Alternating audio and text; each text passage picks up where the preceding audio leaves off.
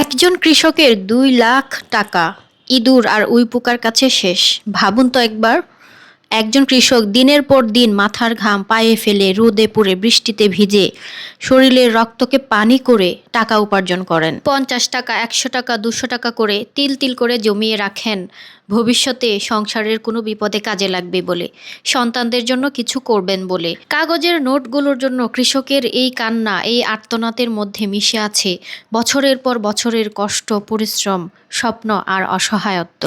একজন দিনমজুর কিংবা কৃষকের কাছে এই 2 লাখ টাকা শুধু কাগজের টুকরা নয়, এটা তার ঘাম ঝরানো দিনের মূল্য, এটা তার না খেয়ে থাকার রাতের মূল্য, এটা তার সন্তানের ভবিষ্যতের স্বপ্ন, এটা তার স্ত্রীর ছোট ছোট ইচ্ছেগুলো পূরণ করার আশা।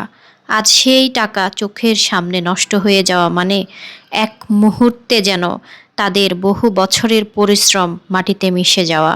টাকাগুলো উপার্জন করতে তার কত শত দিন রোদে পুড়তে হয়েছে, বৃষ্টিতে ভেজতে হয়েছে, কত হাজারো ঘাম ঝরেছে শরীর থেকে, এটা একমাত্র সেই জানে। আমরা অনেক সময় শুধু টাকার অঙ্কটা দেখি, কিন্তু এই টাকার পেছনে লুকিয়ে থাকা কত শত কষ্ট সেগুলো দেখি না।